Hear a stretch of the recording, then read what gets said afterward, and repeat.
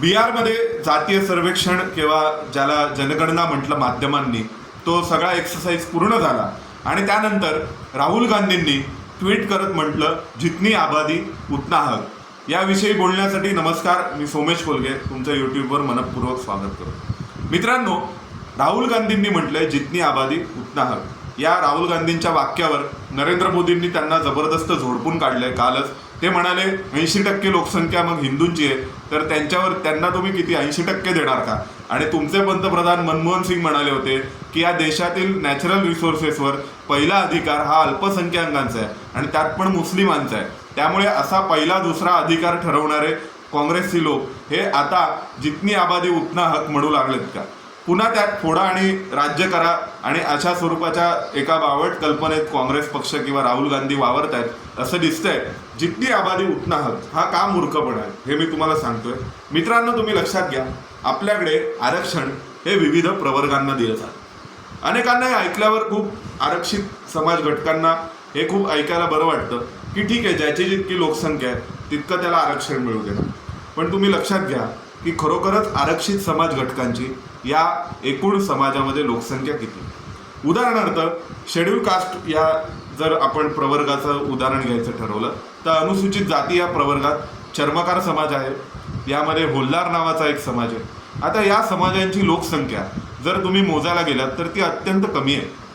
मग तुम्ही त्यांना त्या लोकसंख्येच्या प्रमाणात आरक्षण देणार का? म्हणजे सध्या 13% आरक्षण जे त्यांना आहे ते कमी करून तुम्ही लोकसंख्येच्या प्रमाणावर आरक्षण देणार का? हा मुद्दा आहे. दुसरा मुद्दा, एखाद्या जातीची लोकसंख्या 0.1% 0.1% आहे, तर त्या जातीला तुम्ही 0.1% आरक्षण देणार का? एकूण भारतभरात जाती किती आहेत त्या मोजायला गेलं तर या देशामध्ये 5% लोकसंख्या सुद्धा एकाही जातीची नाही आहे. एकाही जातीची नाही. तुम्ही लिहून घ्या. मग अशा जर तुम्ही छोट्या छोट्या प्रत्येक जातीची स्वतंत्र काउंटिंग केलं आणि पर्सेंटेज ठरवून जर आरक्षण द्यायचं ठरवलं तर जितनी आबादी उतना हक या बावळटपणामुळे कोणत्याही समाज घटकाला आरक्षण मिळणं शक्य होणार नाही. हे तुम्ही लिहून घ्या. पुन्हा दुसरा मुद्दा असा की जितनी आबादी उतना हक कशी? मग तुम्ही म्हणाल नाही आम्ही प्रवर्ग मोजू. आज अनेकांना असं वाटतंय की ओबीसींना ओबीसी म्हणून मोजलं जाईल. कसं ओबीसी म्हणून मोजलं जाईल? उदाहरणार्थ, धनगर समाज हा महाराष्ट्रामध्ये काहीतरी NT या प्रवर्गात त्याला आरक्षण आहे आणि केंद्र सरकारकडे ओबीसी या प्रवर्गात आरक्षण आहे. वंजारी समाज, ज्या समाजाचं नेतृत्व पंकजाताई मुंडे किंवा गोपीनाथ मुंडेंनी अनेक वर्ष केलं, त्या वंजारी समाजाला महाराष्ट्रात NT मध्ये आरक्षण आहे आणि केंद्रामध्ये ओबीसीत आरक्षण आहे. मग जेव्हा वंजारी व्यक्तीची महाराष्ट्रामध्ये काउंटिंग केली जाईल किंवा नितीश कुमारांच्या कल्पनेनुसार सर्वे केला जाईल, त्या सर्वेमध्ये त्या व्यक्तीचं नाव ओबीसी म्हणून लिहिलं जाणार का NT म्हणून लिहिलं जाणार? आणि जर त्यांचं नाव इथे NT म्हणून लिहिलं गेलं तर केंद्रामध्ये ओबीसीचं आरक्षण हे एकूण लोकसंख्या ठरवताना इकडच्या NTला तिकडे मोजलं जाणार की नाही मोजलं जाणार? म्हणजे एक काहीतरी लॉजिक असलं पाहिजे ना या सगळ्यामध्ये. मी आताही म्हणतोय की जितनी आबादी उतना हक असावा अशी घटनेचीच मुळात कल्पना नाही आहे. संविधानानेच जे आरक्षण दिलं ते आरक्षण हे मागे राहिलेल्यांना, वंचित राहिलेल्यांना मुख्य प्रवाहात आणण्यासाठीची एक अफर्मेटिव्ह ॲक्शन आहे. त्यामध्ये ती जातीच्या किंवा धर्माच्या प्रमाणामध्ये आणि तितक्या प्रमाणातच लोक गेली पाहिजेत अशा स्वरूपाचं एक रेस्ट्रिक्शन ठेवण्यासाठी आरक्षण नाही आहे. तुम्ही कशाच्या आधारावर जाती ठरवणार? तुम्ही पोटजातींचं काय करणार? तुम्ही विविध जाती समूहांचं काय करणार? असंख्य जाती आहेत, असंख्य. म्हणजे तुम्ही भटक्या विमुक्तांचं उदाहरण घ्यायला गेलात तर कितीतरी जाती अशा आहेत की ज्यांची 0.1% लोकसंख्या पण नाही. 0.1% लोकसंख्या पण नाही. मला महाराष्ट्रात असे कितीतरी जातसमूह माहिती आहेत की ज्यांची एकूण लोकसंख्या एका गावाची, मोठ्या गावाची लोकसंख्या असते तितकीही नाही आहे. मग त्या जाती समूहांचं तुम्ही काय करणार? जितनी आबादी उतना हकमध्ये या छोट्या छोट्या अल्पसंख्याक जाती समूहांचं काय होणार? आणि जितनी आबादी उतना हक, मग त्यावेळी आपण गुणवत्तेचं काय करायचं? ओपन स्पर्धेचं काय करायचं? कारण जर समाजात गुणवत्ता नसेल तर मग क्रिएटिव्हिटी कुठून होणार? संशोधन कुठून होणार? मग त्यामुळे म्हणून आपण 50% ज्यावेळी अट ठेवण्यात आली किंवा सुप्रीम कोर्टाने 50%वर जाता येणार नाही असं म्हटलं, अन्यथा ते रिव्हर्स डिस्क्रिमिनेशन होईल. ती रिव्हर्स डिस्क्रिमिनेशनची कल्पना काय आहे? ती कल्पना हीच आहे की तुम्ही लोकांची बुद्धिमत्ता, लोकांचं कर्तृत्व अशा प्रकारे टक्केवारीत मर्यादित करू नाही शकत ना. कोणत्या व्यक्तीने प्रवेश परीक्षा दिली आहे एका जातीत जन्माला येण्यासाठी? कोणत्या व्यक्तीने स्वतःहून एखादी जात निवडली आहे? बरं, या सगळ्याच्या पलीकडे जाऊन एखादा माणूस उद्या म्हणेल की मला जात म्हणून जगायचंच नाही, मला माणूस म्हणून जगायचं, तर त्याला या तुमच्या जितनी आबादी उतना हक या राहुल गांधींच्या तत्वामध्ये त्या व्यक्तीला जागा कुठे असेल? त्याला जागाच नसणार आहे का त्याला? म्हणजे जर तुम्ही अमुक इतके 50% 5% धनगर, 5% मराठा, 5% ब्राह्मण, 5% वंजारी, 5% वाणी, 5% भंडारी, 5% कुणबी, असं जर तुम्ही सगळं 5% वाटून टाकलं आणि यामध्ये जर पुढे जाऊन एखादा माणूस म्हणाला की घटनेने मला अधिकार दिलाय, मला माझी जात नकोय, मला माझं आयुष्य फक्त माणूस म्हणून जगायचंय, तर त्या माणसासाठी तुमच्याकडे जागा असेल का?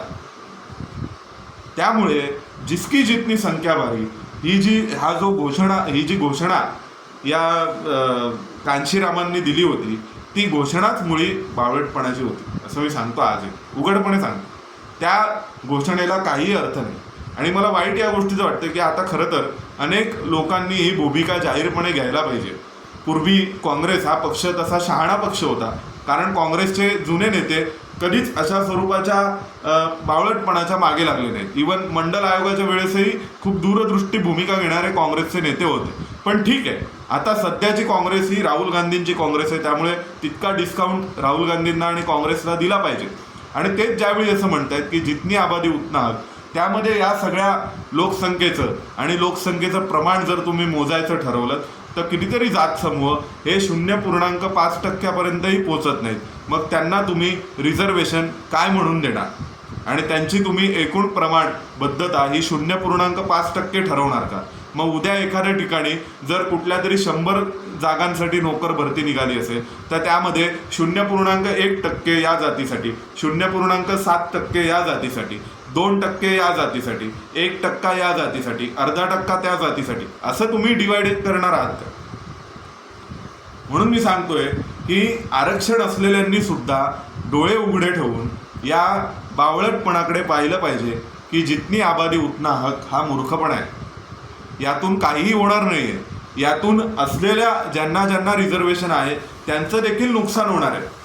आणि यातून वास्तविक प्रॅक्टिकल सोल्युशन काही नाही आहे. केवळ हा एक प्रकारे ज्याला आपण म्हणू की एक प्रकारे निवडणुकांमध्ये वापरण्याचं किंवा निवडणुकांमध्ये केवळ घोषणा देण्यासाठीची ही घोषणा आहे जी कांशीरामांनी दिली. त्यांनीही त्यांचं राजकारण कधी ते पुढे यशस्वी करू शकले नाहीत. तिलक तराजू और तलवार इनको मारो जूते चार असं म्हणणाऱ्या मायावतींना पुढे जाऊन ब्रह्मा विष्णू महेश आहे, हाती नाही गणेश आहे असं म्हणायची वेळ आली.